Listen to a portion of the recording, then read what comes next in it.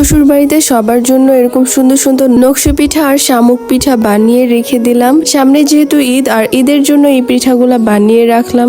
আর এই পিঠাগুলা দেখতে যতটা সুন্দর, খেতে কিন্তু এর থেকেও বেশি মজা। আর আজকের এই নকশি পিঠাটা কিন্তু আমি ইনস্ট্যান্ট বানিয়ে ওটাকে ভেজে সুন্দর করে গুড় দিয়ে পাক দিয়ে রেখেছি। আর এই পিঠাগুলা এতটাই বেশি মুচমুচে যে খেলেই মুখের মধ্যে একদম মিলিয়ে যায়। এইসব হাতে বানানো পিঠা কিন্তু অন্যরকম টেস্ট হয়। বেসিক্যালি নকশি পিঠাগুলো একটু বেশি মজা হয়। যারা যারা খেয়েছেন বা ট্রাই করেছেন তারা কিন্তু জানেন। আসসালামু আলাইকুম এভরিওয়ান, সবাই কেমন আছেন? আজকে তো আমি নকশি পিঠা বানাবো। আর এখন এই চালের গুঁড়াকে সিদ্ধ করে নিবা। এখানে একটা বড় কড়াইতে আমি গরম পানি নিয়ে চালের গুঁড়াকে সিদ্ধ করে নিলাম। আর এই সিদ্ধ করা চালের গুঁড়াকে গরম গরম থাকতেই মথে নিতে হবে। আমি তো সুন্দর করে মথে নিতে পারছিলাম না, এর জন্য কিন্তু আপনাদের ভাইয়া এই আটাগুলাকে ভালো করে মথে দিচ্ছিল। আর ফাইনালি আমার আটাগুলো মথা হয়ে গেছে। এখানে অল্প একটু ডো নিয়েছি আর এটাকে সুন্দর করে একটু